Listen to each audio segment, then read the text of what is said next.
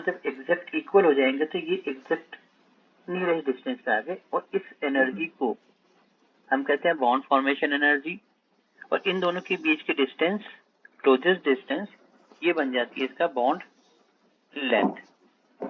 ये एनर्जी इसकी bond energy की रहेगी, बॉन्ड फॉर्मेशन एनर्जी। और अगर ये वापस इस तरीके से आप इसको दिखा देते हैं कि अगर और ज्यादा है तो इनमें एनर्जी वापस ब्रेक हो जाएगी। ये जो मिनिमम डिस्टेंस आती है that is the bond length, और जो बॉन्ड फॉर्मेशन में एनर्जी का डिक्रीज हुआ आइसोलेटेड एटम्स और कंबाइंड एटम्स के बीच में, उसको आप कह रहे हैं बॉन्ड फॉर्मेशन एनर्जी। एक कंसेप्ट तो ये रहा कि बॉन्ड कैसे बन रहा है।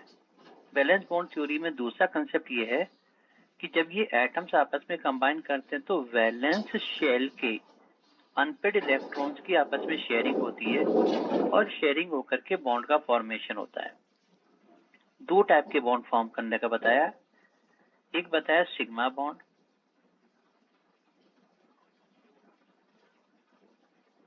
और दूसरा पाई बॉन्ड। सिग्मा बॉन्ड का फॉर्मेशन एटम्स की हेड ऑन ओवरलैपिंग या फिर से बता दोगे ये? दोबारा देखो, यहाँ देखना, एक हाइड्रोजन का एटम दूसरा हाइड्रोजन का एटम जब एक दूसरे के क्लोज आ रहे हैं, जब क्लोज आ रहे हैं तब क्या है, इनमें अट्रैक्शन फोर्सेस डोमिनेट कर रहे हैं। अट्रैक्शन कौन सा, एक इलेक्ट्रॉन का न्यूक्लियस दूसरे इलेक्ट्रॉन को, और दूसरे का न्यूक्लियस पहले वाले एटम के इलेक्ट्रॉन को अट्रैक्ट कर रहा है। These are the attractive forces, जिसकी वजह से एक दूसरे के क्लोज आते हैं। और अब ये जब क्लोज आ रहे हैं तो अब इतने क्लोज आ गए कि इनमें अट्रैक्शन रिपल्शन इक्वल हो गया, that is the nearest distance. और इसमें जो एनर्जी डिक्रीज हुई that is bond formation energy, और जो उनकी डिस्टेंस है उसको कहते हैं बॉन्ड लेंथ। तो एटम एक दूसरे के क्लोज आएंगे और बॉन्ड फॉर्मेशन एनर्जी यहाँ पर रिलीज हो गई। अब जब बॉन्ड फॉर्म हो रहा है तो दो टाइप के बॉन्ड फॉर्म हो रहे हैं, एक सिग्मा बॉन्ड, एक पाई बॉन्ड। सिग्मा बॉन्ड होता है coaxial overlap,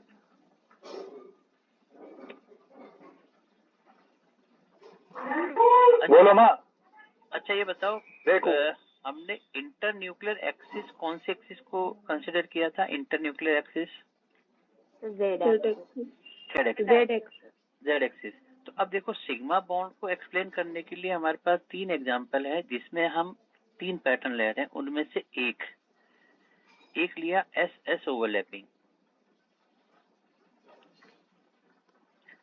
S S overlap का एग्जांपल लिया हाइड्रोजन एटम, और हाइड्रोजन एटम मिलकर के हाइड्रोजन का मॉलिक्यूल बन रहा है। तो आपने फिर से इसको लिखा, एक हाइड्रोजन एटम ए, एक हाइड्रोजन एटम बी।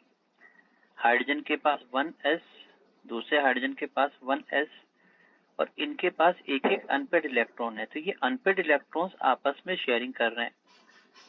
तो देखिए यहाँ पर उन्होंने बताया कि एक हाइड्रोजन एटम का 1s एटॉमिक ऑर्बिटल, दूसरे हाइड्रोजन एटम का 1s एटॉमिक ऑर्बिटल, और ये ओवरलैप करके एस ओवरलैपिंग हो रही है, और एस ओवरलैपिंग से हाइड्रोजन मॉलिक्यूल फॉर्म हो रहा है। हाइड्रोजन और हाइड्रोजन के बीच में इलेक्ट्रॉन की शेयरिंग हुई और ये हाइड्रोजन का मॉलिक्यूल बन गया एस ओवरलैपिंग से, और इसको हमने कहा जो बॉन्ड बना इसके बीच में ये सिग्मा बॉन्ड है।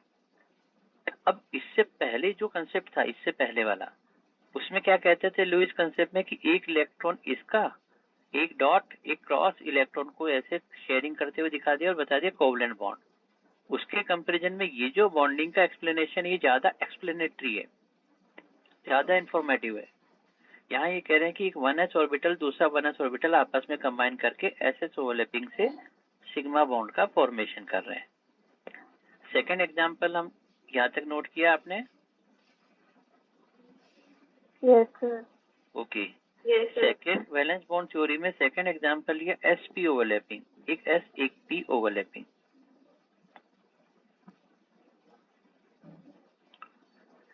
और इसके लिए एग्जांपल लेते हैं HCl मॉलिक्यूल। HCl मॉलिक्यूल, तो देखिए हाइड्रोजन के पास एक 1s ऑर्बिटल, एक इलेक्ट्रॉन। क्लोरीन का इलेक्ट्रॉनिक कॉन्फ़िगरेशन क्या है भाई? Chlorine, neon, 3s2 3p5 3p5। तो हमने 3s के अंदर इसमें 2 इलेक्ट्रॉन्स एंड 5 1 2 3 4 एंड 5, ये 3pz। अब एक pz ऑर्बिटल, एक 1s ऑर्बिटल, ये दोनों अनपेड इलेक्ट्रॉन वाले हैं, तो इनकी ओवरलैपिंग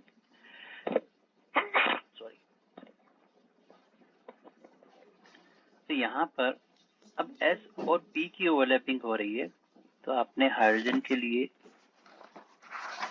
ये 1s और इधर एक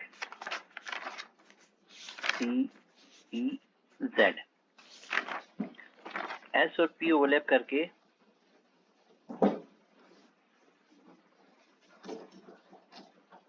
ये ओवरलैपिंग हुई और हाइड्रोजन और क्लोरीन के बीच में एक सिग्मा बॉन्ड का फॉर्मेशन बताया। एक हाइड्रोजन, एक क्लोरीन, और ये sp ओवरलैपिंग से सिग्मा बॉन्ड बन गया। अब देखिए यहाँ पर बॉन्डिंग इलेक्ट्रॉन पेयर और lone pair of electron, unsaid electron.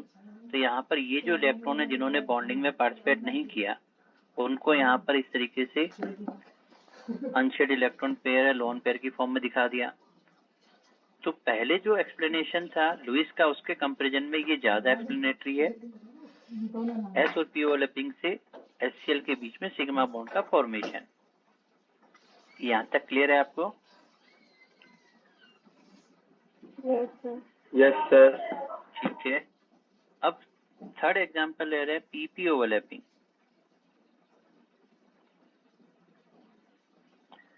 pp overlapping के अंदर Cl2 मॉलिक्यूल, क्लोरीन मॉलिक्यूल का एग्जांपल। अब क्लोरीन के लिए फिर से आपने लिखा chlorine atom A and chlorine atom B, neon 3s and 3p। इधर भी आपने ले लिया neon 3s and 3p, 3s2 3p5, 3s2 3p5। अब एक क्लोरीन का 3pz, दूसरे क्लोरीन का 3pz, ये अनपेड इलेक्ट्रॉन वाले दो ऑर्बिटल pz pz आपस में ओवरलैप करके एक 3pz, दूसरा 3pz, pz pz ओवरलैपिंग करके यहाँ पर pp ओवरलैपिंग से एक सिग्मा बॉन्ड का फॉर्मेशन हो रहा है। तो यहाँ क्लोरीन के लिए आपने एक तो सिग्मा बॉन्ड pp ओवरलैपिंग से बना दिया और ये उसके नॉन शेयर्ड इलेक्ट्रॉन पेयर या लॉन पेयर ऑफ इलेक्ट्रॉन। तो इस तरीके से SS overlapping, sp overlapping, pp overlapping. अब क्वेश्चन ये पूछा जाता है कि इनकी रिलेटिव स्ट्रेंथ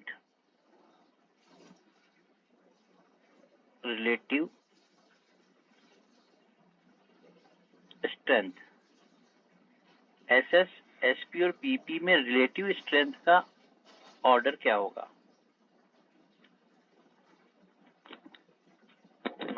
pp सबसे ज्यादा होगा, फिर उसके बाद sp और ss। Very good. अब ये बताओ ऐसा हमने क्यों कहा कि pp सबसे ज्यादा, sp सबसे कम ss है? क्योंकि सर pp में एक electron very good, very good, बिल्कुल सही कह रहे हैं। देखो p में हम कहते हैं px py pz, मतलब 100% इलेक्ट्रॉन डेंसिटी एक ही एक्सिस पर है। इधर भी 100% इलेक्ट्रॉन डेंसिटी एक ही एक्सिस पर है। py pz तो नोडल प्लेन है, वहां तो नहीं है। और s में क्या होता है? यूनिफॉर्मली x में जितनी है उतनी ही y में है, उतनी ही z में। तीनों डायरेक्शन में इलेक्ट्रॉन डेंसिटी इक्वल है। तो एक डायरेक्शन में 1/3 मतलब 33.3%, इधर भी 33.3%। और यहाँ लेते हैं तो एक 33% वाला है, एक 100% वाला है। अब अगर ये कहा जाए कि ओवरलैपिंग किस में ज्यादा होगी, तो 100% में सबसे ज्यादा, उससे कम 100% विथ 33%, और उससे कम 33 विथ 33। इसलिए आप इसको ऐसे बनाते हैं, रिलेटिव स्ट्रेंथ सबसे ज्यादा है पीपी ओवरलैपिंग में, उससे कम एसपी ओवरलैपिंग में, और सबसे कम एसएस ओवरलैपिंग में। ये पॉइंट आपको क्लियर हुआ भाई? तीनों किस तरीके से हमने इसकी ओवरलैपिंग को रिप्रेजेंट किया? Yes sir. Very good. अब पीजेड एक्सिस तो हो गया हमारा इंटरन्यूक्लियर एक्सिस सिग्मा बॉन्ड के लिए। सेकेंड जो कॉम्बिनेशन है वो है pi bond. Valence bond theory ये कहता है कि पाई बॉन्ड का फॉर्मेशन साइड वाइज ओवरलैपिंग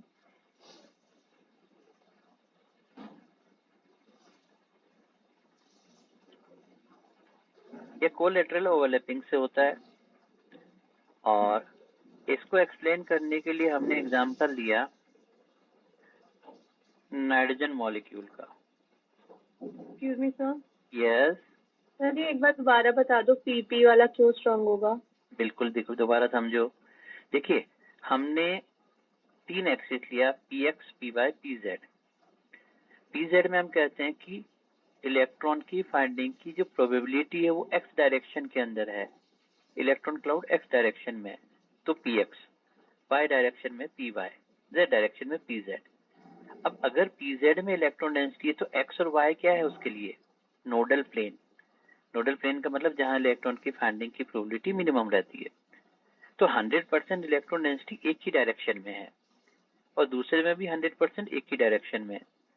अब एक ही डायरेक्शन में उन दोनों का आमने सामने ओवरलैपिंग हो 100% विथ 100%, उसकी स्ट्रेंथ, और एस में क्या है, तीनों डायरेक्शन में यूनिफॉर्मली डिस्ट्रीब्यूटेड है इलेक्ट्रॉन डेंसिटी,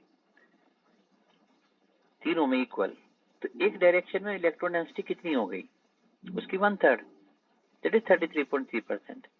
अब 33 का अगर जेड एक्सिस में आपस में ओवरलैपिंग हो और 100% विथ 100% है, तो ज्यादा स्ट्रॉन्गर कौन सा होगा? 100%। पीपी वाला। इसीलिए हम कहते हैं कि पीपी की जो स्ट्रेंथ होती है वो स्ट्रॉन्गर है, उससे कम एसपी, उससे कम SS. Now it is clear बेटा? Yes sir. ओके। अच्छा, अब पाई बॉन्ड जो बनता है वो साइड वाइज ओवरलैपिंग से बन रहा है। नाइट्रोजन मॉलिक्यूल के लिए फिर हमने एग्जांपल लिया है नाइट्रोजन एटम ए और नाइट्रोजन एटम बी। नाइट्रोजन के लिए 1s2, 2s2, 2p3, 1s2, 2s2, 2p3, 2p, 2s में 2 electron, px, py, pz, 2 electron, px, py, pz। ठीक है। अब मेरे पास 3 अनपेड इलेक्ट्रॉन है, एक px में, एक py में, एक pz में। तो मैंने नाइट्रोजन एटम ए, मान लो मैं एक कहता हूँ ये तो मैंने ले लिया नाइट्रोजन एटम ए, जिसका एक ये 2pz, दूसरा नाइट्रोजन एटम उसका भी ये 2pz, और pz की ओवरलैपिंग से मैंने ये सिग्मा बॉन्ड बना लिया। लाइनिंग जो ऑर्बिटल बचे हुए हैं px और py वो एक दूसरे के परपेंडिकुलर है, तो इसके px कर लिया, ये भी px कर लिया, ये px और px हो गए। और उसके परपेंडिकुलर जो px है उसके परपेंडिकुलर हो गया py। तो मैंने एक ये इसके परपेंडिकुलर पी और P Y,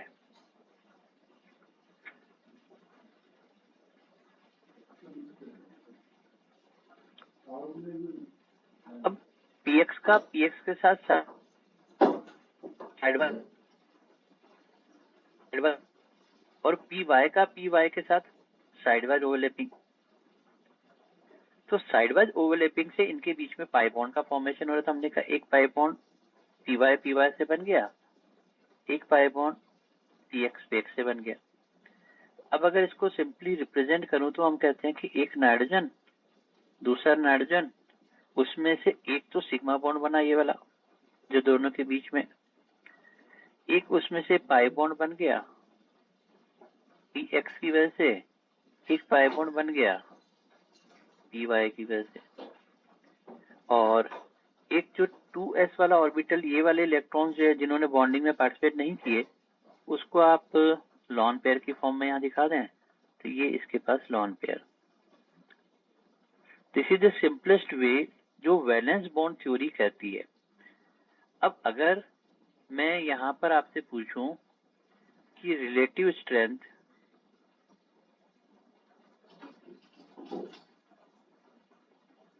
of pi bond, अच्छा पहले सिग्मा और पाई में कंपैरिजन करें तो सिग्मा बॉन्ड और पाई बॉन्ड में से रिलेटिव स्ट्रेंथ किसकी ज्यादा?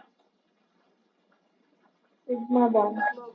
सिग्मा और पाई में से तो हो गया सिग्मा, ठीक है।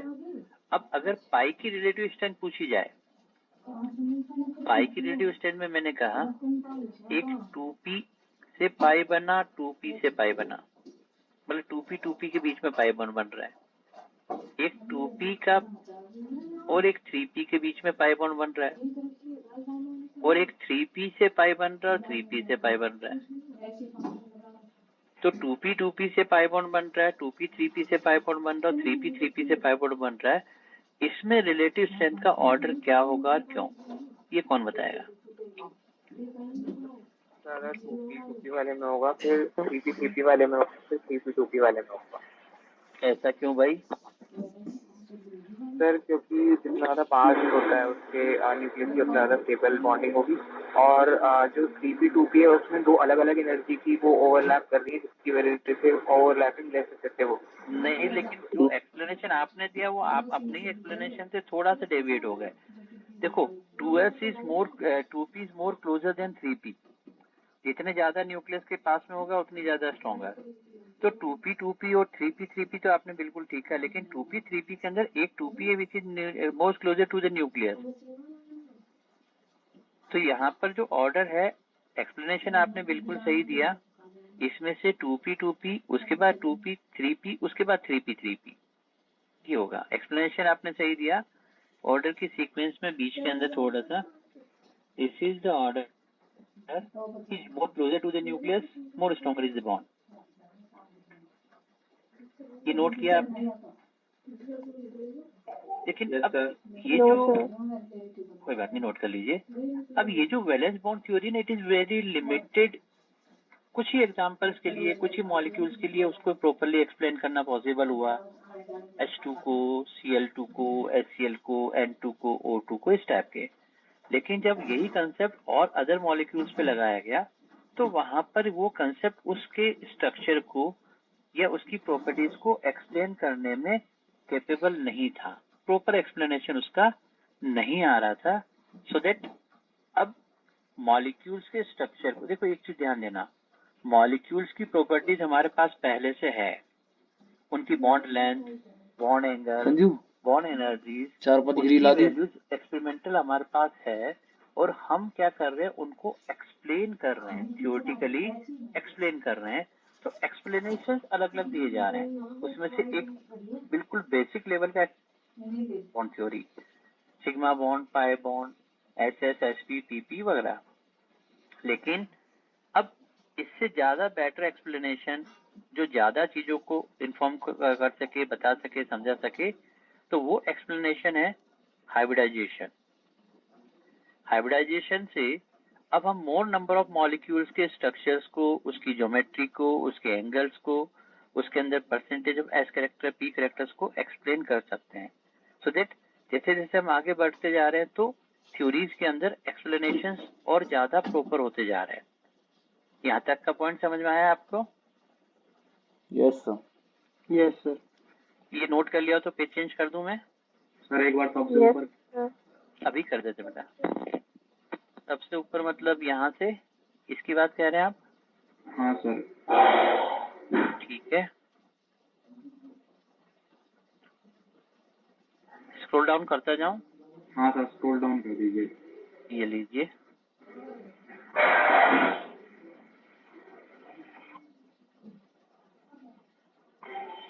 और नीचे कर देते हैं।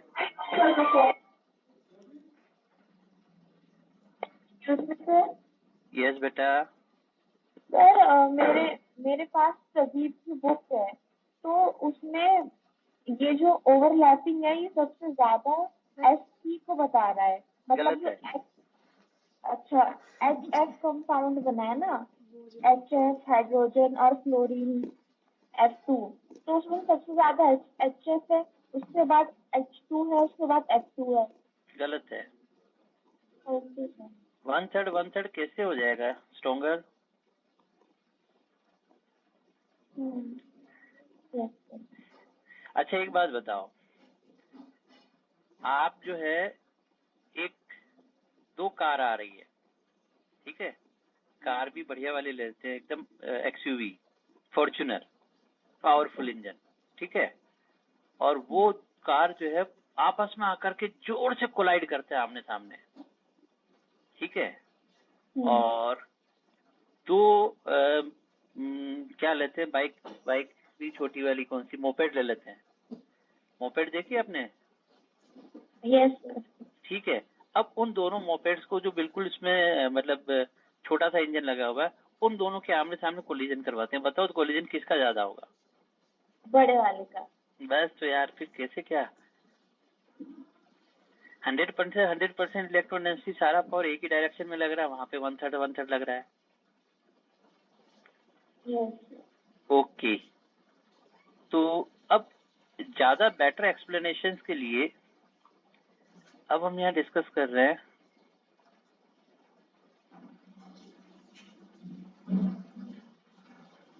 Hybridisation.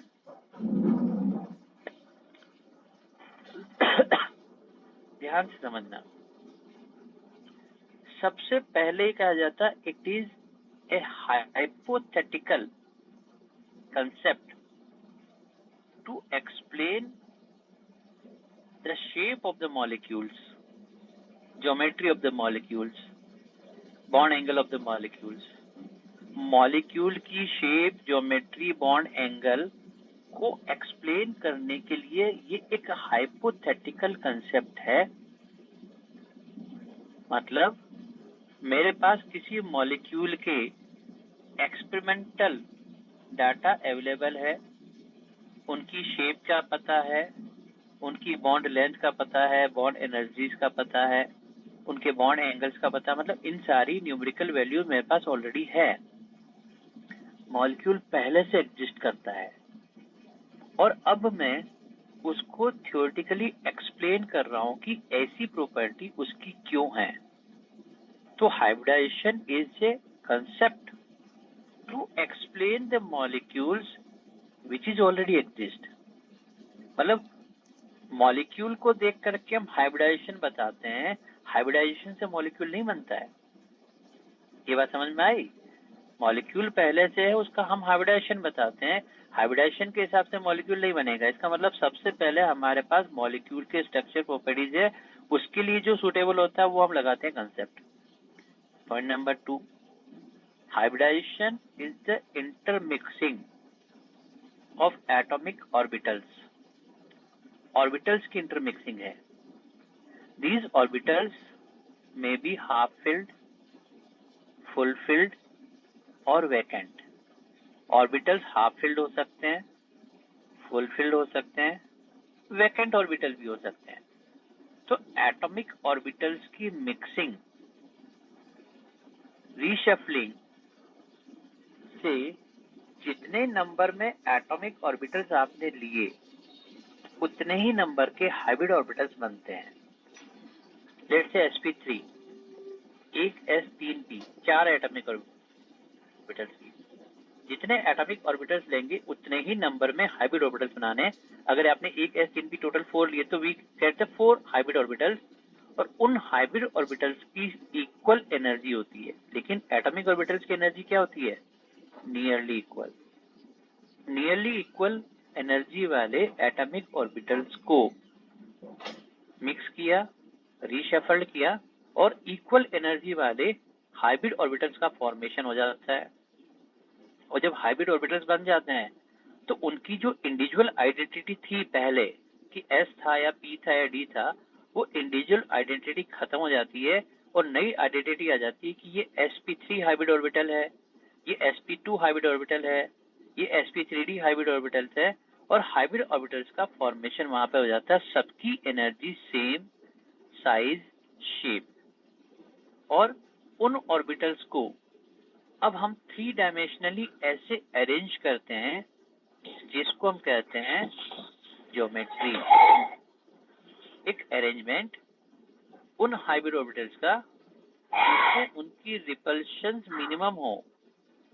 Minimum repulsion, maximum stability वाला अरेंजमेंट किनका? उन हाइब्रिड ऑर्बिटल्स का। उसको आप कहते हैं ज्योमेट्री। तो ज्योमेट्री क्या हो गई? एक अरेंजमेंट जिसके अंदर उनका रिपल्शन मिनिमम हो, स्टेबिलिटी मैक्सिमम हो, और वो अरेंजमेंट कहलाता है ज्योमेट्री। उन ऑर्बिटल्स के बीच में जो एंगल होगा वो उसका बॉन्ड एंगल कहलाएगा, और उस हाइब्रिड ऑर्बिटल्स के अंदर जो परसेंटेज ऑफ s और p कैरेक्टरिस्टिक्स होते हैं वो उनके लिए स्पेसिफिक हो जाते हैं। तो एक काम करता हूं, अभी जो मैंने डिस्कस किया उसको मैं एग्जांपल लेकर के पहले एक्सप्लेन करता हूं, फिर सबकी समरी एक साथ लिख लेंगे। मैंने CH4 मीथेन मॉलिक्यूल के स्ट्रक्चर को एक्सप्लेन करने के लिए कहा sp3 हाइब्रिडाइजेशन।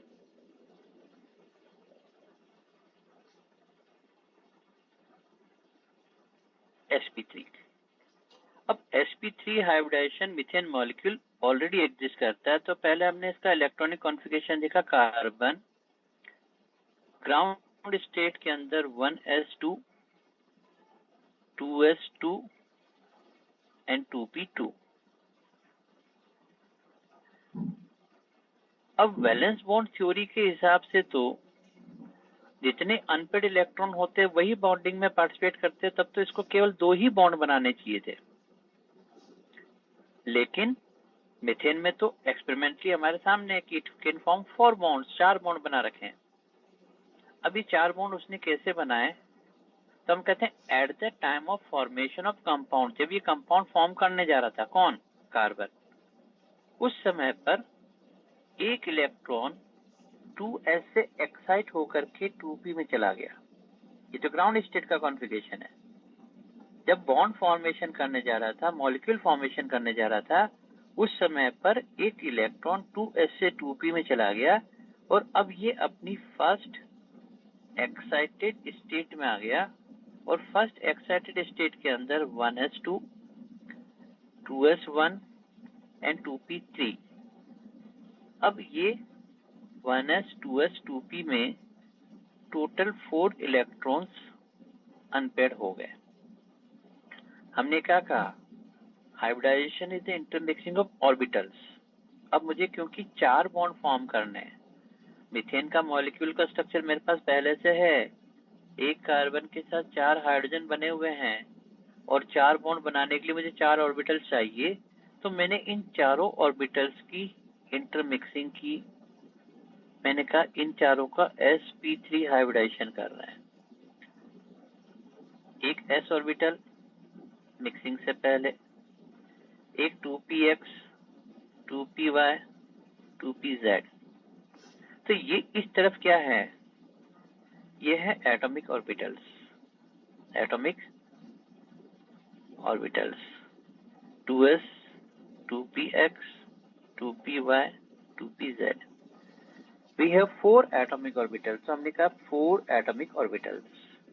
अब इनकी मिक्सिंग हुई, रीशफलिंग हुई, और सेम एनर्जी, सेम शेप के आइडेंटिकल 4 हाइब्रिड ऑर्बिटल्स बन गए, चारों की एनर्जी शेप साइज एक जैसे, एक लोब बड़ा एक बिल्कुल छोटा, और इसको हमने नाम दिया sp3 हाइब्रिड ऑर्बिटल्स,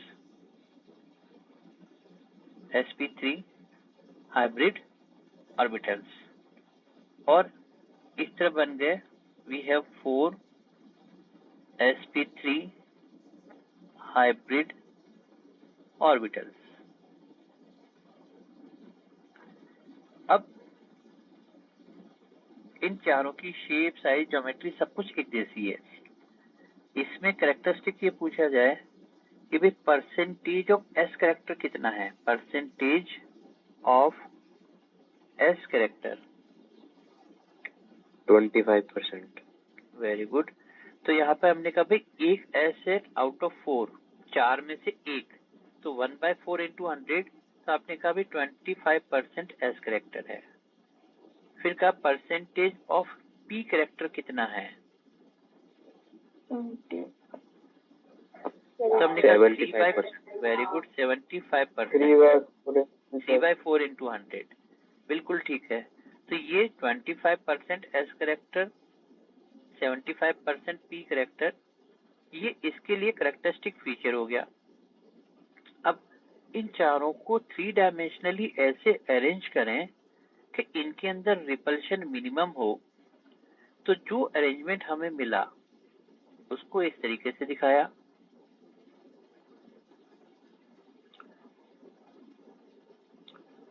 और इसको हमने कहा ज्योमेट्री। तो हमने कहा भी इसकी geometry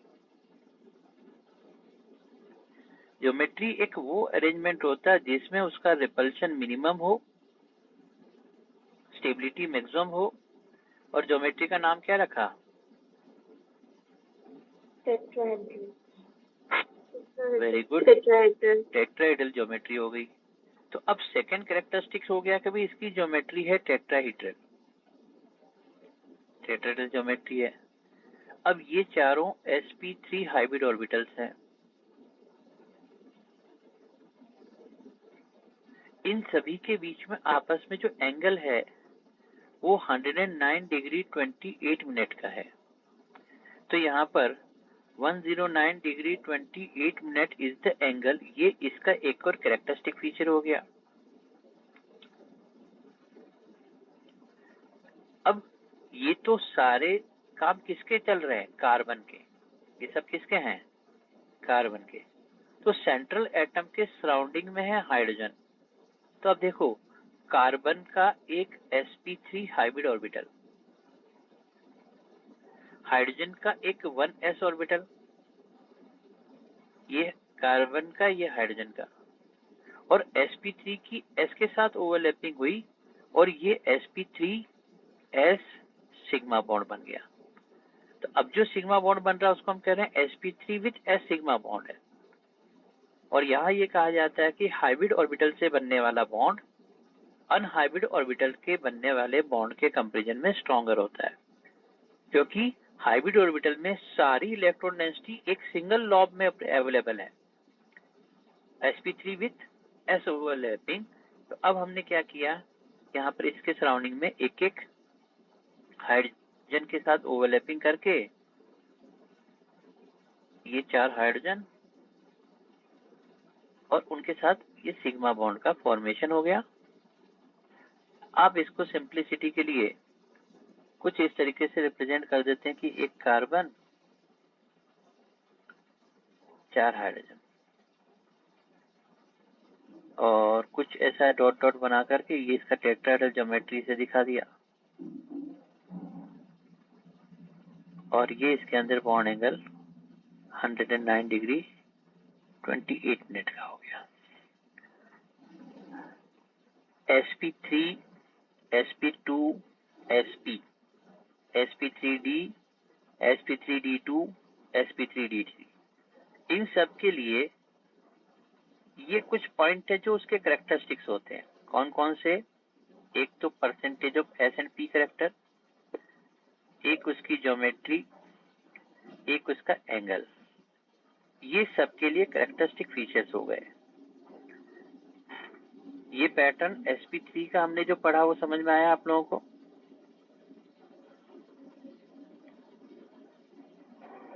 yes sir. Yes sir. अब मैं सर इसमें फिर सारे जो होंगे उन सबकी एनर्जी सेम होगी, ये जितने भी हाइब्रिड बने हैं। हाँ, सारे जो हाइब्रिड बने हैं ये same energy, same shape, same size के होते हैं, चारों आइडेंटिकल होते हैं in each and every respect. Clear है बेटा? Yes sir. अब मैं यहाँ पर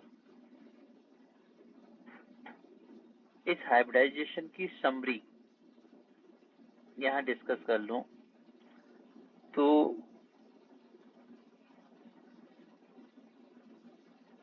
मैंने यहाँ पर लिया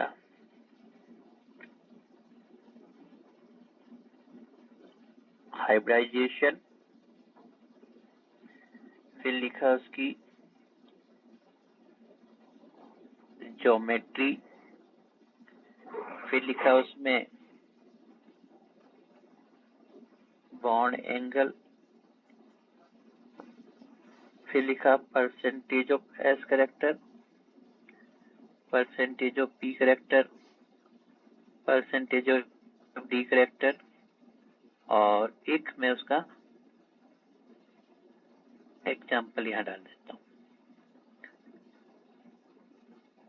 सबसे पहले अगर लिखें एसपी हाइब्रिडाइजेशन, एग्जाम्पल है BeF2। एसपी हाइब्रिडाइजेशन में एक एस एक पी मिल करके ज्योमेट्री क्या होगी? एसपी हाइब्रिडाइजेशन की ज्योमेट्री लीनियर। लीनियर। तो हम कहते हैं BeF2 का स्ट्रक्चर हमने पहले यहाँ बना लेते हैं F BeF लीनियर, और एंगल कितना हो जाएगा? 180। तो ये 180 डिग्री का एंगल हो गया। इसमें परसेंटेज ऑफ एस करेक्टर कितने? 50%। 50% S character. Percentage of P character कितने हैं? 50%। क्योंकि डी नहीं है इसलिए अभी डी का कोई इन्फॉर्मेशन नहीं लिख रहे हैं। मैं क्या करूँ? लीनियर स्ट्रक्चर नशे मुझे ना आती है नशे में। एस मेरी इसने भी नमकीन में छुपा ली। BeF3 ध्यान दे रहे हैं। तीन आज ही आई एटॉमिक मुझे, ऑर्बिटल ये तो और दिन ना दी थी। तीन हाइब्रिड ऑर्बिटल बने। इसकी ज्योमेट्री ट्राइगोनल प्लेनर। और तो सही है पापा ना आए ना। Trigonal planar. ट्राइगोनल बेटे जब ये शो करेगा बता करूंगा प्लेनर। पापा बता वाला। इनके बीच में जो एंगल है वो कितना कंसीडर करेंगे? तो हम कहेंगे 120 डिग्री का एंगल है। परसेंटेज ऑफ एस करेक्टर कितना हो गया? 33%। 1/3 into 100 को 33.33% हमने एस करेक्टर कह दिया। परसेंटेज ऑफ पी करेक्टर कितना हुआ? 67% या 66.6% इसका परसेंटेज ऑफ पी करेक्टर हो गया। तो ये sp2 हाइब्रिडाइजेशन के कैरेक्टरिस्टिक फीचर हो गए। तीन एटॉमिक ऑर्बिटल्स मिलकर तीन हाइब्रिड ऑर्बिटल बन रहे हैं, एक प्लेन में तीनों, ट्राइगोनल प्लेनर, 120 का angle, percentage of S and P. अब आपने लिखा sp3 हाइब्रिडाइजेशन। अभी अभी हमने मीथेन का स्ट्रक्चर डिस्कस किया।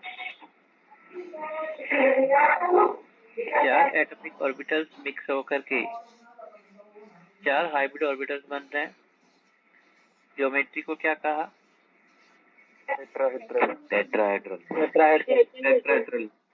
टेट्राहेड्रल इसकी ज्योमेट्री हो गई। बॉन्ड एंगल 109 डिग्री 28 मिनट का हो गया। तो हमने यहाँ पर ये 109 डिग्री 28 मिनट हो गया। परसेंटेज ऑफ एस कैरेक्टर कितने थे? 25% S character. Percentage of P कितना हो गया? 75% हो गया। डी नहीं है। तो देखो sp, sp2, sp3 S और P को मिला करके तीन ऑर्बिटल sp, sp2, sp3 तीन हाइब्रिडाइजेशन हो गए। नाउ d ऑर्बिटल्स को भी इन्वॉल्व करते हुए अगर हाइब्रिडाइजेशन कर रहे हैं तो इसमें आपके पास आता है sp3d, sp3d। एग्जाम्पल है PCl5, PCl5 में अब एक फॉस्फोरस, तीन बॉन्ड एक प्लेन में, one above the plane, one below the plane. Surrounding में यहाँ पर ये क्लोरीन, ये क्लोरीन और ये chlorine.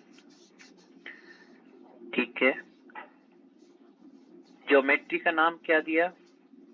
Trigonal bipyramidal. Trigonal bipyramidal. इस बार क्योंकि दो टाइप की कॉम्बिनेशन बन रहे हैं, तीन बॉन्ड एक प्लेन में है ट्राइंगल पर, एक टॉप एक बॉटम, तो यहाँ पर आपको दो टाइप के एंगल मिल रहे हैं। कौन कौन से? एक जो ट्राइंगल के तीनों है ये तो 120 डिग्री के, और ये जो टॉप और बॉटम वाले वो 90 डिग्री के। इसका मतलब यहाँ पर 120 डिग्री के एंगल है और 90 डिग्री के एंगल है टॉप और बॉटम। अब इसमें दो टाइप के अगर अरेंजमेंट है तो इन बॉन्ड का नाम भी हमने अलग अलग रख दिया। तो जो 90 डिग्री वाले उस टाइप के बॉन्ड को क्या कह रहे हैं? Axial bond. और जो ये 120 वाले तीन हैं इसको तो इक्वेटोरियल बॉन्ड्स कह दिया। तो तीन इक्वेटोरियल बॉन्ड है 120 एंगल पर और दो एक्सियल बॉन्ड है 90 वाले टॉप और बॉटम वाले। अच्छा, इसमें जो d ऑर्बिटल होता है, देखो sp3d में एक d है। अब हमारे पास तो टोटल 5 d हैं, dxy, yz, zx, x2, y2, dz2। तो उनमें से d कौन सा वाला यूज में करते हैं, वो कोई स्पेसिफिक है क्या? Yes sir. कौन सा है? z² वाला। बिल्कुल ठीक है। तो यहाँ पर ये भी पूछा जा सकता है कि sp3d में जो d ऑर्बिटल होता है वो dz² होता है स्पेसिफिकली। यहाँ पर ये dz² है। अच्छा, अब परसेंटेज ऑफ sp और d पर कैरेक्टरिस्टिक निकालो जरा, 5 में से एक। 20%। 10% ई करेक्ट। तो ये तो 20% s करेक्टर। 3/5 60% ई। 60%। और d करेक्टर कितना हो गया? 1/5 20%। तो percentage of S, P and D characteristics, उनके बॉन्ड एंगल, उनकी ज्योमेट्री, दो टाइप के बॉन्ड हो गए, एक्सियल, इक्वेटोरियल। अच्छा, ये बताओ एक्सियल और इक्वेटोरियल में बॉन्ड लेंथ में कुछ डिफरेंस आता है, एग्जैक्ट होती है? पानी दे दिया बॉन्ड लेंथ में 2 गिलास गर्म करके। तो एक्सियल बॉन्ड जो है और इक्वेटोरियल बॉन्ड है, उनमें से axial bond length slightly longer होती है इक्वेटोरियल के कंपैरिजन में। तो ये कुछ पॉइंट हमने sp3d के लिए यहाँ पर स्पेसिफिकली नोट कर लिए। यहाँ तक क्लियर है सबको? Yes sir. Yes sir. sp3d2 example ले रहे हैं SF6 मॉलिक्यूल, एक सल्फर, 4 बॉन्ड एक प्लेन में 90 डिग्री पर, प्लेनर, 1 टॉप 1 बॉटम, और सराउंडिंग में फ्लोरीन SF6 के ये 6 फ्लोरीन हो गए। ठीक है, ज्योमेट्री का क्या नाम है? ऑक्टाहेड्रल। ज्योमेट्री को आप कह रहे हैं कि ये ऑक्टाहीड्रल ज्योमेट्री है। देखो ऑक्टा का मतलब तो हो गया 8, तो इसमें 8 क्या है भाई? एटम सराउंडिंग में तो 6 है, टोटल एटम भी 7, तो 8 इसमें क्या है? 8 बनते हैं, 8 ट्रायंगल्स बनते हैं, या फिर इसको कह सकते हैं फेस। एक्चुअली इसका जो बाई पिरामिडल टाइप का स्ट्रक्चर होता है, एक पिरामिड सीधा एक उल्टा, और एक पिरामिड के 4 फेस सीधे 4 फेस उल्टे वाले, तो 8 फेस हो गए, 8 फेसेस। तो बेसिकली ऑक्टाहेड्रल में ऑक्टा का मतलब तो हो गया 8 और हीड्रल का मतलब होता है faces. A geometry having 8 faces is called octahedral geometry. इसका मतलब टेट्राहेड्रल का मतलब क्या हो गया फिर? तो टेट्राहेड्रल मतलब क्या हो गया? 4 फेसेस। बिल्कुल ठीक है, ज्योमेट्री हैविंग 4 फेसेस। ठीक है। अब ये बताओ, 4 एक प्लेन में है, आपस में 90 डिग्री पर है, और टॉप और बॉटम है वो भी 90 डिग्री पर है, तो ये सारे के सारे एंगल कितने हैं? 90 डिग्री। 90 डिग्री के 90 डिग्री के एंगल पे। तो अब यहाँ पर देखने का तरीका अलग है। इसमें एक्सेल इक्वेटोरियल सारे आइडेंटिकल है, इसमें एक्सेल इक्वेटोरियल का डिफरेंसेस नहीं है। ऑल्दो वर्टिकल वाले को एक्सेल कह दो, लेकिन बाकी सारी properties all the 6 bonds are exactly identical, इनमें कहीं कोई डिफरेंस नहीं आ रहा है। अब जरा कैलकुलेटर लेकर के परसेंटेज निकाल के बताओ। Out of 6 1 by 6 into 100 16.67। 16.67। एक सेकेंड मुझे नोट करने दीजिए। 16.67%, ठीक है। और 3 by 6 into 100 तो 50% ही होता है, ये तो समझ में आ गया। और डी परसेंटेज कितना हो गया? 2 by 6 into 100 33%। 33.3। 33.3%। टोटल 100 हो रहा है ना भाई कैलकुलेशन से? Yes sir. ठीक है। Yes sir.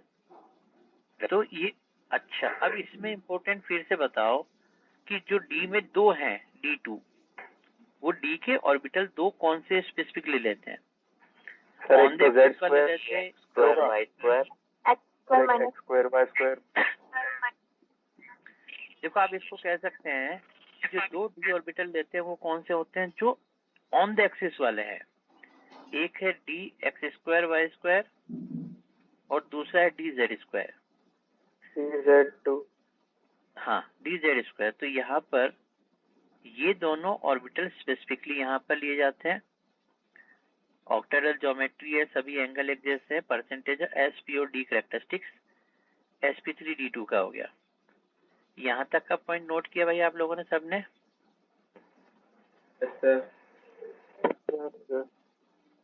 Third is sp3d3। Example लेते हैं IF7।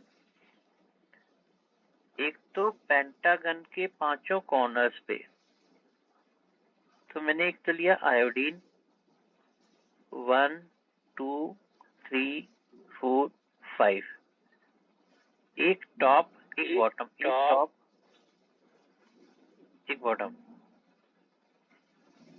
फ्लोरीन लेते हैं IF7 में 5 फ्लोरीन इन 1 प्लेन पेंटागन के सभी कॉर्नर्स पे, और 1 fluorine on the top, 1 fluorine on the bottom. Geometry का नाम कोई बताएगा? Pentagonal bipyramidal. Pentagonal bipyramidal, very good. अच्छा, अब इसमें जो एक प्लेन में 5 है उसका एंगल कितना है? ये वाला 72 डिग्री।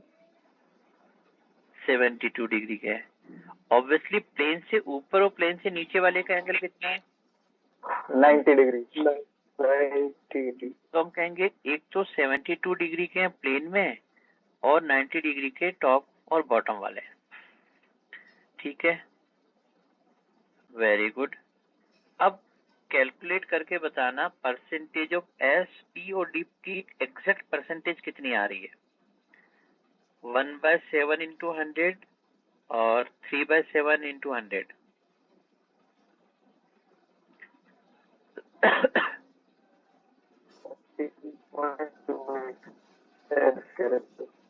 14.12 नहीं, उसके 2 डिजिट, कम से कम 2 डिजिट तक लेना पड़ेगा डेसिमल के बाद, कम से कम। तो कितना लिखूं भाई? 14.28% is correct sir. Very good. अच्छा, पी और डी कितना है? 3/7 इंटू 100। P है sir 42.85. एक ही बात है, क्योंकि दोनों 3/7 है ना, तो दोनों सेम रहेंगे। 42.85। तो इसको भी 42.85 कर लेते, बिकॉज दोनों 3/7 इंटू 100 है। तो ये इसकी percentage S P D characteristics हो गई, पेंटागोनल बाइपिरामिडल ज्योमेट्री हो गई, और 2 टाइप के बॉन्ड्स हो गए, एक्सियल इक्वेटोरियल 72 डिग्री के इक्वेटोरियल हो गए, 90 डिग्री के एक्सियल हो गए। देखो, एस पी और डी को यूज करते हुए 3 हाइब्रिडाइजेशन तो ये हो गए, sp3d, sp3d2, sp3d3। लेकिन फोर्थ जो कॉम्बिनेशन है उसमें central atom belongs to d block. जब हमने कोऑर्डिनेशन कंपाउंड पढ़ा हुआ है उसके अंदर हमने पढ़ा था कि एक हाइब्रिडाइजेशन और होता है, और वो होता है DsP2 hybridization. Central atom s और पी ब्लॉक के अंदर नहीं मिल रहा, लेकिन सेंट्रल एटम में अगर डी ब्लॉक है तो ये sp3d हाइब्रिडाइजेशन है। तो sp3d हाइब्रिडाइजेशन का एग्जांपल यहाँ पर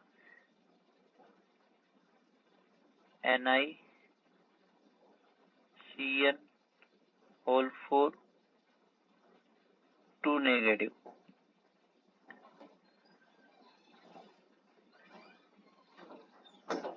CuNH3 होल 4 2 पॉजिटिव। इस टाइप के कॉम्बिनेशन नंबर 4 वाले कॉम्बिनेशन, इसमें DsP2 की ज्योमेट्री क्या लिखी थी हमने?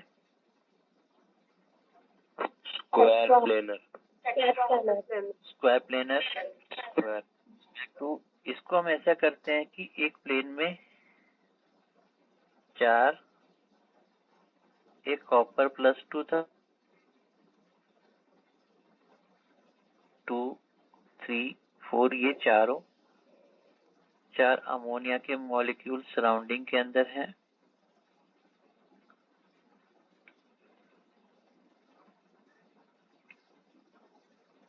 टू प्लस यहाँ लिख दिया।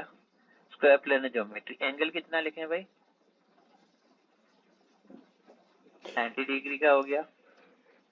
परसेंटेज ऑफ SPN D, क्योंकि 4 में से एक है, 25% S, 50% E एंड 25% D। इसमें बताओ जो D ऑर्बिटल यूज में आता है वो कौन सा होता है? x2y2। Very good. इसमें dx2y2 वाला ऑर्बिटल यहाँ पर यूज में होता है, DsP2 के अंदर हाइब्रिडाइजेशन में होता है dx2y2। तो ये कुछ 7 पैटर्न हमने हाइब्रिडाइजेशन के लिए ले लिए।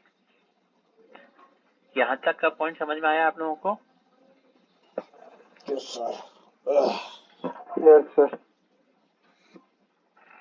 अभी तक जो एग्जांपल लिए वो सारे के सारे वो थे जिसमें रेगुलर ज्योमेट्री थी, मतलब कोई लॉन पेयर वगैरह नहीं था या उसमें कोई डिस्टोर्शन नहीं था। लेकिन अगर लॉन पेयर हो, डिस्टोर्शन हो, तो उसकी शेप ज्योमेट्री के बारे में जो डिस्कशन है, नोट कर लिया तो पेज चेंज कर दूं? तो सर यस। sp3d3 में d ऑर्बिटल्स कौन कौन से होंगे? ये तीनों जो होंगे वो यहाँ लिख देते हैं। sp3d3 में होते हैं dxy yz zx, d orbitals होते हैं। dxy dyz dzx।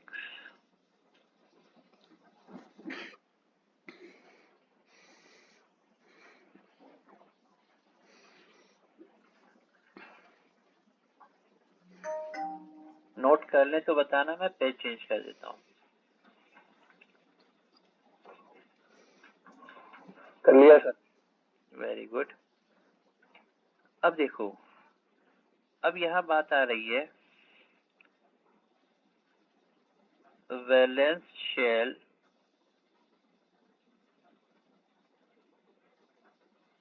Electron pair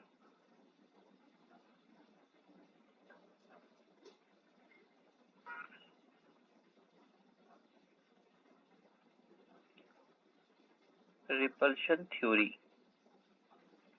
valence shell electron pair repulsion theory shortcut में लिखते हैं VSEPR थ्योरी।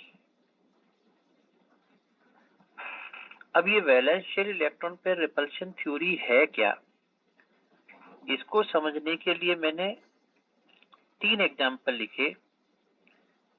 एक लिखा मीथेन,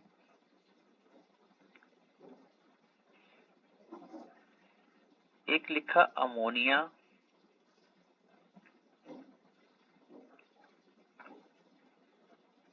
एक लिखा वाटर।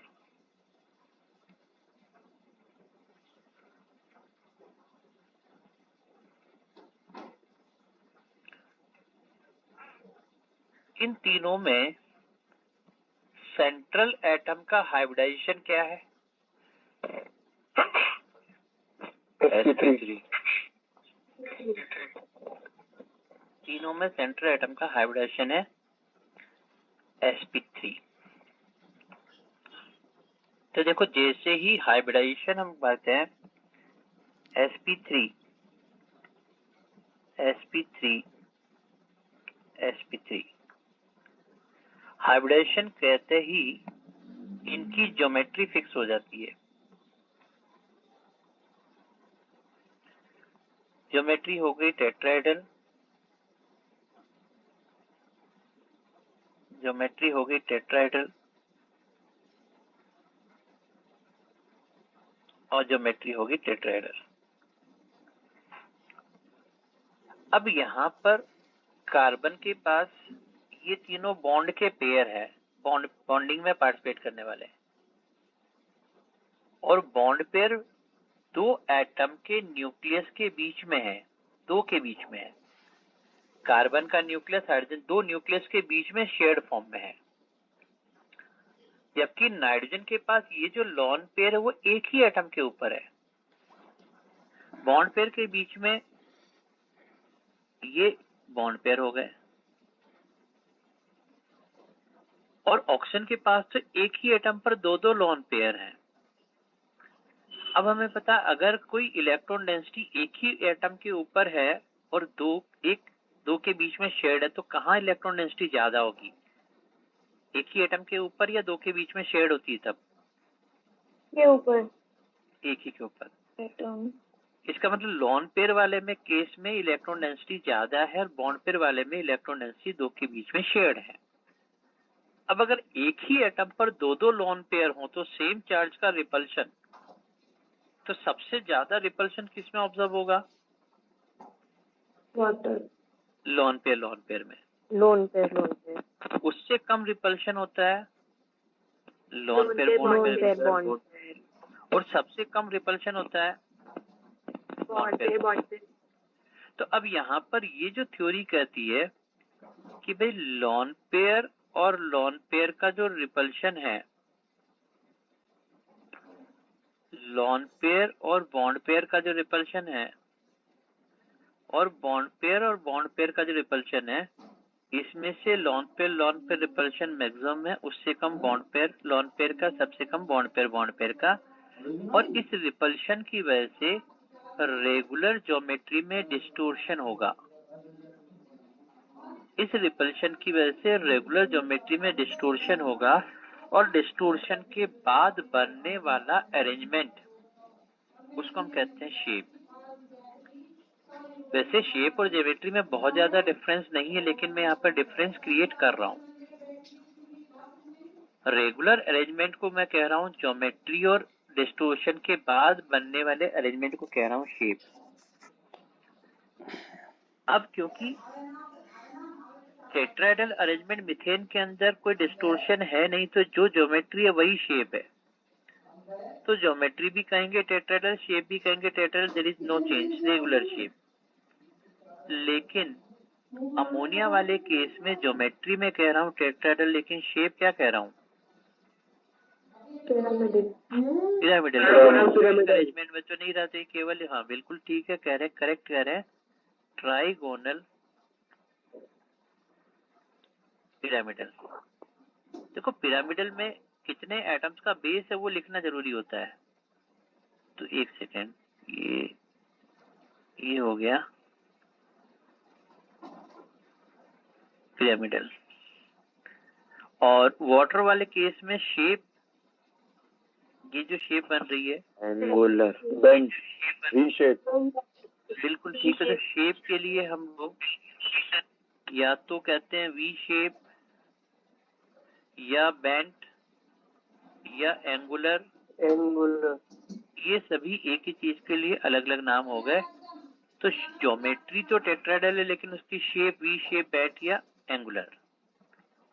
तो लॉन पेयर का रिपल्शन सबसे ज्यादा, उससे कम लॉन पेयर बॉन्ड पेयर, और सबसे कम bond pair.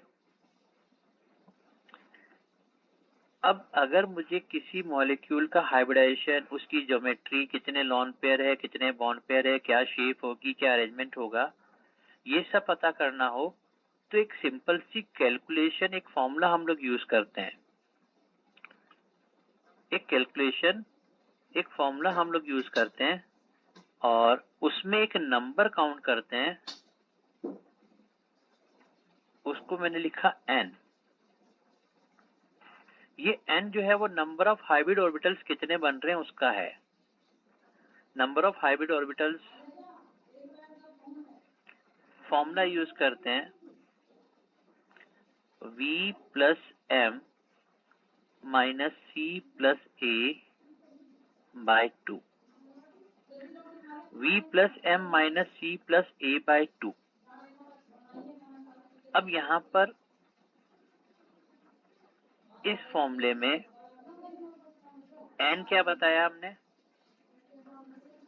Number of hybrid orbital. तो n को कहा नंबर ऑफ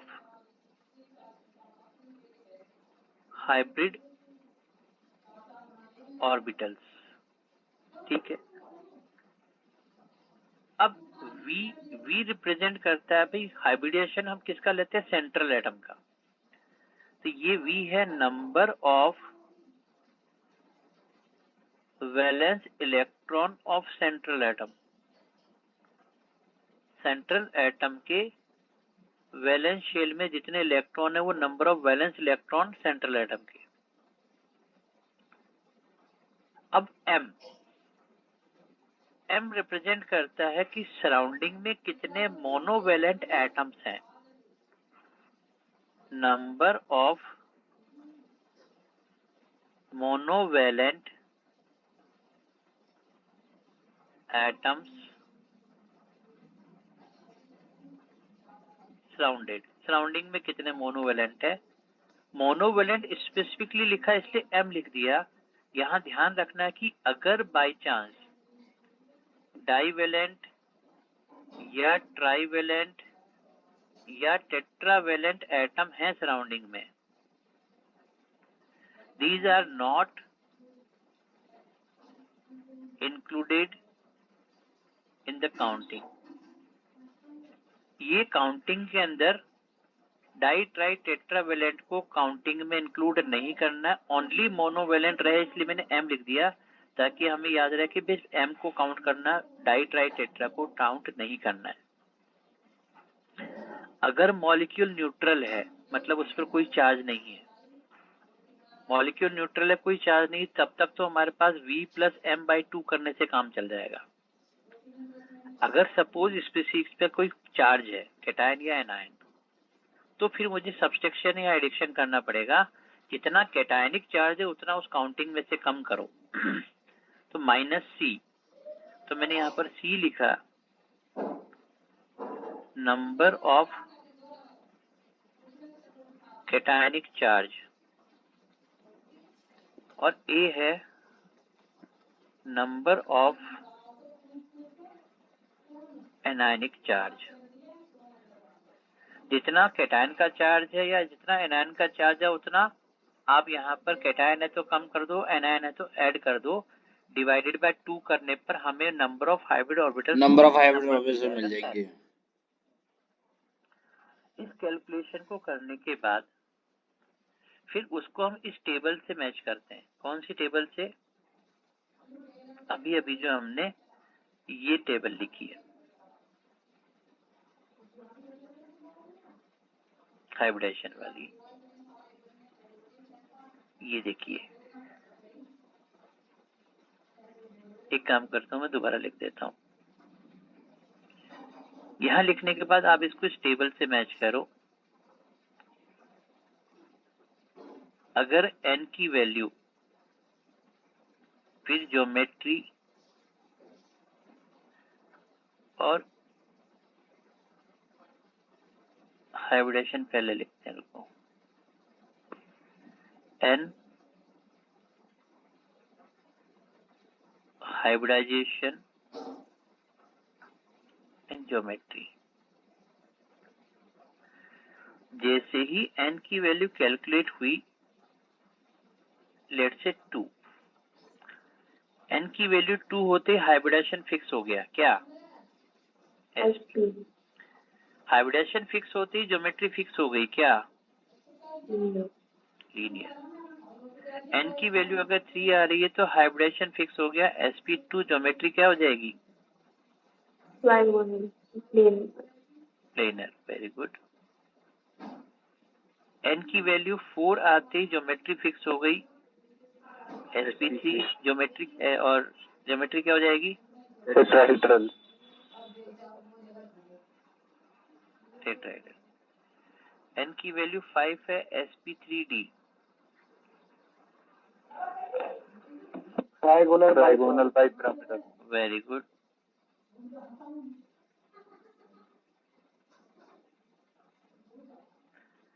n की वैल्यू 6 आते ही हाइब्रिडेशन हो गया, sp3d2, ऑक्टाहेड्रल। ऑक्टाहेड्रल। और n की वैल्यू 7 आते ही हो गया sp3d3, ये हो गया pentagonal bipyramidal. Very good, pentagonal bipyramidal.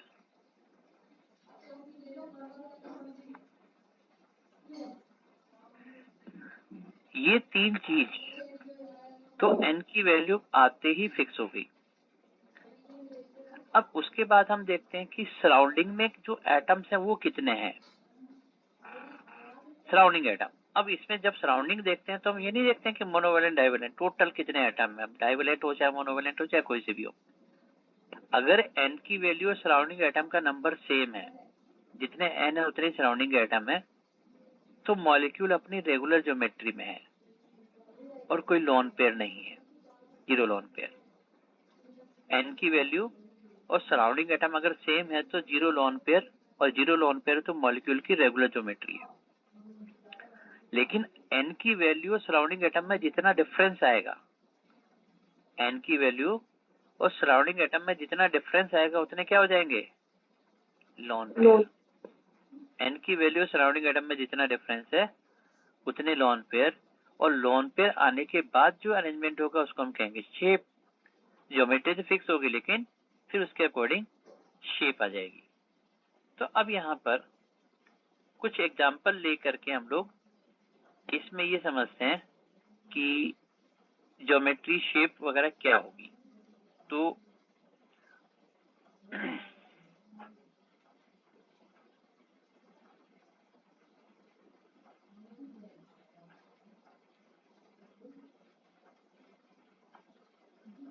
मैंने एग्जांपल लिया, कहा BeF2, ठीक है। तो n काउंट करते हैं, n काउंट करना है V प्लस M बाई 2, क्योंकि हमारे पास कैटायन एनायन तो है नहीं। बेरिलियम के वैलेंस शेल में इलेक्ट्रॉन कितने हैं? 2। सराउंडिंग में मोनोवेलेंट कितने हैं? तो देखो n की वैल्यू आ गई 2। n की वैल्यू 2 आते ही फिक्स क्या हो गया कि sp हाइब्रिडाइजेशन है, लीनियर इसकी ज्योमेट्री है, ठीक है। अब n की वैल्यू भी 2 है, सराउंडिंग एटम भी 2 है। सराउंडिंग एटम कितने हैं? 2। n की वैल्यू 2 है, सराउंडिंग एटम 2 है, तो लॉन पेयर कितने हो गए? 0। और लॉन पेयर अगर 0 है तो उसकी शेप क्या हो जाएगी? तो हम कैसे, अब मैं इसको वर्ड यूज कर रहा हूँ रेगुलर शेप। रेगुलर शेप का मतलब जो भी उसकी शेप, लीनियर है तो लीनियर। और उसके बाद मैंने उसका स्ट्रक्चर लिख दिया, ये BeF2 का लीनियर शेप हो गया, ठीक है। अब ये कॉम्बिनेशन फिर मैं सेकेंड एग्जांपल लेकर के समझता हूं। मैंने एग्जांपल लिया लाइक NO2 प्लस, ठीक है, NO2 प्लस। अब इसके लिए n काउंट करना है। तो सेंट्रल एटम है नाइट्रोजन। नाइट्रोजन के पास वैलेंस शेल में कितने इलेक्ट्रॉन है? 5। माइनस नहीं, पहले प्लस। ऑक्सीजन क्या है? डाइवेलेंट। तो क्या मैं m वाली जगह पे कुछ रखूं? जीरो कर दिया मैंने, ठीक है। अब NO2 प्लस कैटायनिक चार्ज है, कितना चार्ज है? कैटायन का +1। तो जितना कैटायन है उसका मतलब -C, तो माइनस कैटायनिक चार्ज 1 कर दिया डिवाइडेड बाय 2। तो ये हो गया 5 + 0 -1/2। तो n की वैल्यू कितनी आ गई? 2। n की वैल्यू 2 आती फिक्स क्या हो गया? हाइब्रिडाइजेशन। ज्योमेट्री हो गई लीनियर। अब सराउंडिंग एटम कितने हैं? ये भी 2 है। n की वैल्यू भी 2 है, सराउंडिंग एटम भी 2 है, तो लॉन पेयर कितने हो गए? 0। लॉन पेयर 0 हो गए तो शेप क्या हो गई? रेगुलर शेप हो गई। तो हमने लिखा NO2 प्लस, लीनियर स्ट्रक्चर हो गया। मैंने एग्जांपल लिया कार्बन डाइऑक्साइड CO2। जरा मुझे बताओ n की वैल्यू क्या लिखें? नहीं, ऐसे नहीं, हम लिखेंगे 4 + 0/2। इससे क्लियर क्या हो रहा है? कार्बन के वैलेंस शेल में V हो गया 4, सराउंडिंग में मोनोवेलेंट 0/2, n की वैल्यू आ गई 2। हाइब्रिडाइजेशन हो गया sp, ज्योमेट्री हो गई लीनियर। सराउंडिंग एटम कितने हो गए? 2। n की वैल्यू भी 2 है, सराउंडिंग एटम भी 2 है, तो लॉन पेयर कितने हो गए? 0 हो गया। शेप क्या हो गई? रेगुलर हो गई। और CO2 का स्ट्रक्चर आपने ऐसे बना लिया।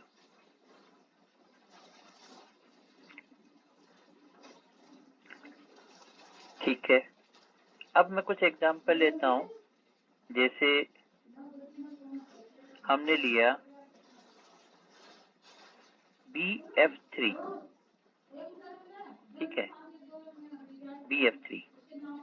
अब n काउंट करते हैं। बोरोन के पास वैलेंस शेल में 3, फ्लोरीन के मोनोवेलेंट 3, n की वैल्यू आ गई 3। n की वैल्यू 3 आते ही हो गया hybridization sp2, trigonal planar geometry. अब n की वैल्यू 3 है, सराउंडिंग एटम कितने हैं? हम कहेंगे सराउंडिंग एटम फ्लोरीन के दिख रहे हैं 3। लॉन पेयर कितना हो जाएगा? 0। शेप क्या हो गई?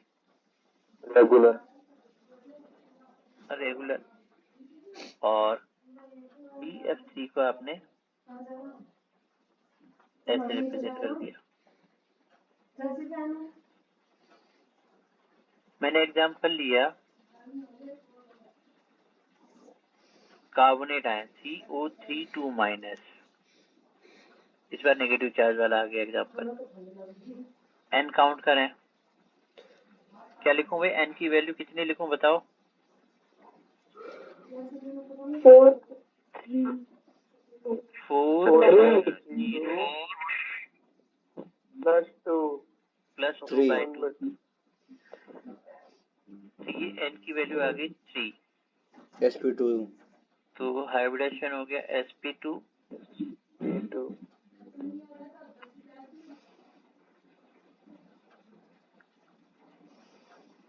Trigonal planar s surrounding atom 3 surrounding atoms हैं कितने? 3, lead pair 0 lone pair 0, shape regular shape regular CO3 और C double bond O O O CO3 2 minus.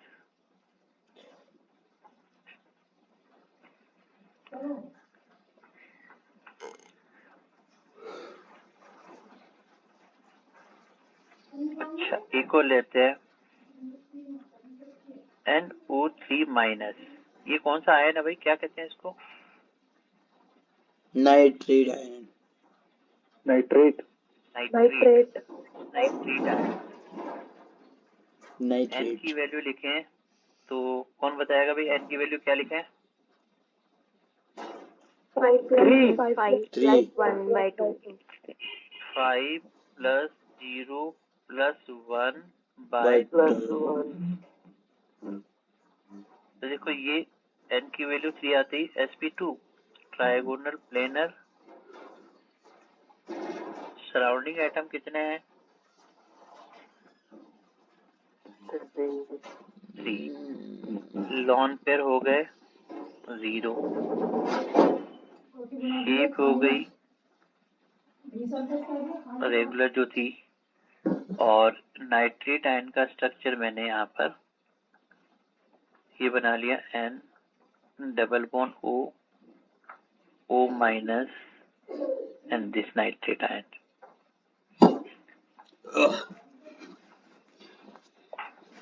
Next example में मैंने यहाँ पर लिखा NO2-। अब NO2- आयन को क्या कहते हैं?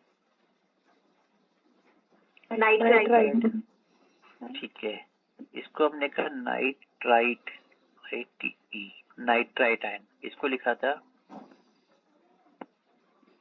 Nitrate ion. ठीक है, अब इसके लिए N काउंट किया तो ये V नहीं, V कितना हो गया? 5 + 0 + 1/2।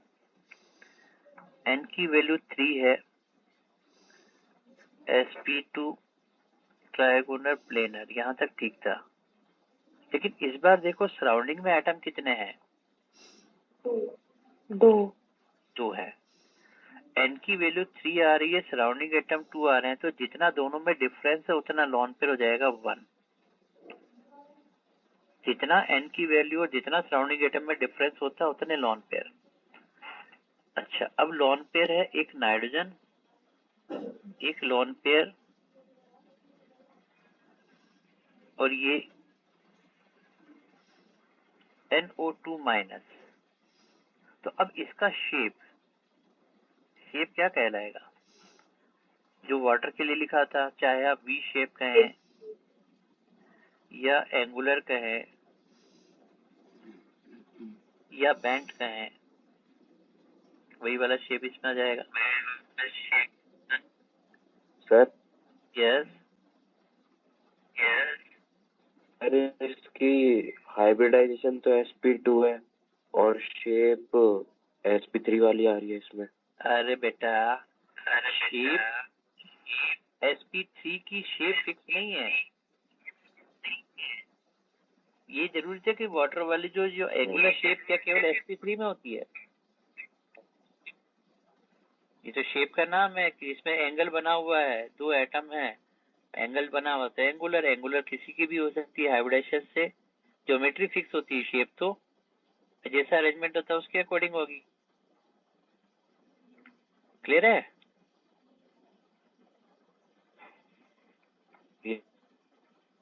ठीक है। अच्छा, एक हमने एग्जांपल लिया NH4 plus ion, ammonium ion. ठीक है, अब इस अमोनियम आयन के लिए N काउंट करना है, क्या लिखूं? 5 प्लस 4 प्लस 1 बाई 2, नहीं -1, सॉरी -1 क्योंकि एक पॉजिटिव चार्ज था, -1/2। तो n की वैल्यू आ गई 4, हाइब्रिडाइजेशन हो गया, sp3 ज्योमेट्री है,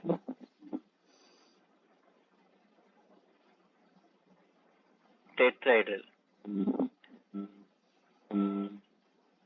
अच्छा, सराउंडिंग एटम कितने हैं? 4। लॉन पेयर कितना है? 0। शेप हो गई रेगुलर,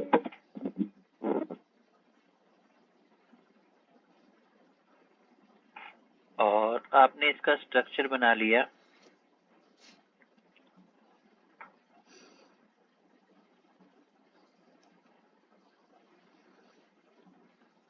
NH4 प्लस टेट्राहेड्रल। ठीक है, अब आपने लिखा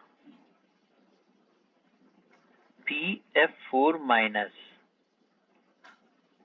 BF4 माइनस, N की वैल्यू क्या लिखूं?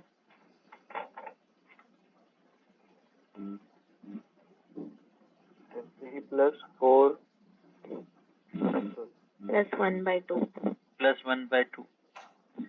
N की वैल्यू 4 आ गई तो फिर से हाइब्रिडाइजेशन sp3 ज्योमेट्री हो गई tetrahedral, surrounding atom is also 4, lone pair is 0, shape regular, और BF4 माइनस।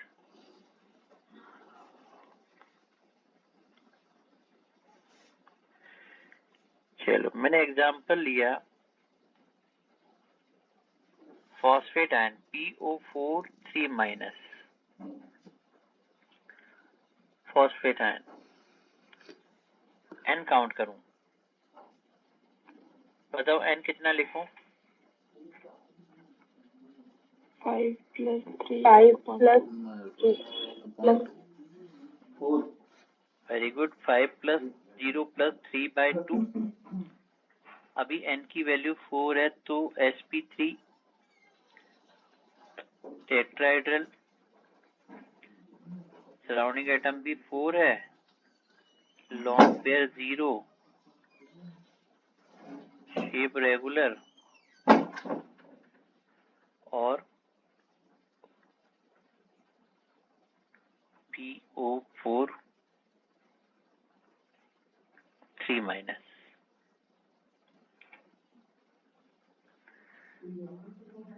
मैंने लिखा ClO4 माइनस। कौन सा आयन कहते हैं भाई ClO4 माइनस को? हाइपोक्लोरस क्लोरिक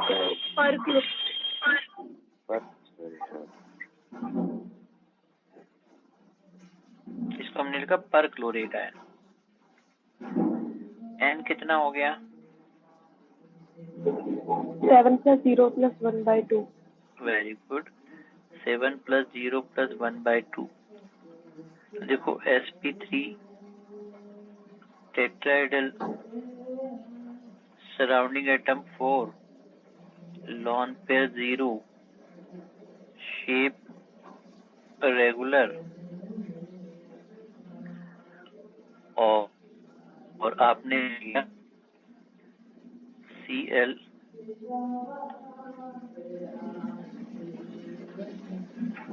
ClO4 माइनस,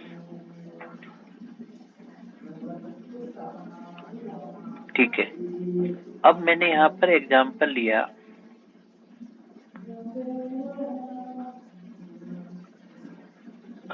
लिखा H3O प्लस, N काउंट करना है,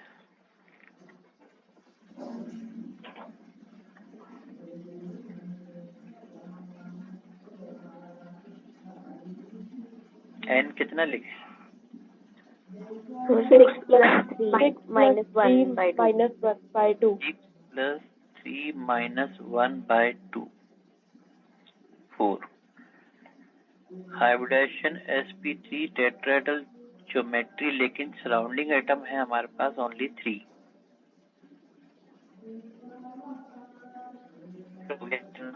1। अब एक ऑक्सीजन, एक लोन पेयर, 3 बॉन्ड, ये पॉजिटिव चार्ज, शेप क्या कहलाएगी? Triangular pyramidal, trigonal pyramidal.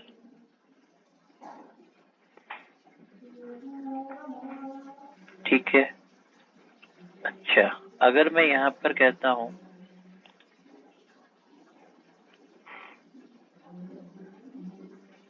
NH2 minus ion,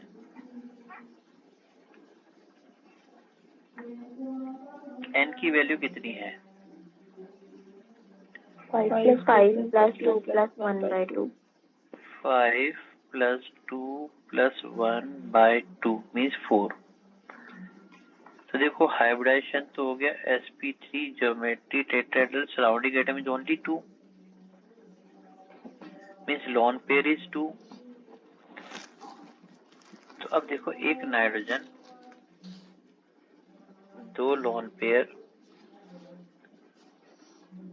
2 hydrogen, negative charge, तो इसका शेप क्या कहलाएगा? Again just like water, Bent. Angular या बैंड या वी शेप।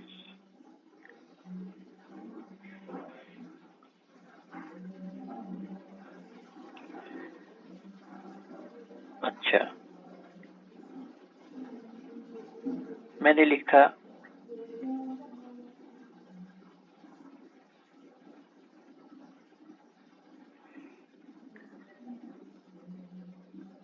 PCl5, N कितना लूं?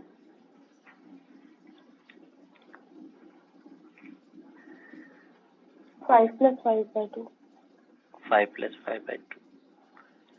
N की वैल्यू 5 है तो हो गया हाइब्रिडाइजेशन sp3d। फिर हमने लिखा trigonal bipyramidal, very good. Surrounding atom is also 5, lone pair is 0, shape is regular। फिर आपने PCl5 के लिए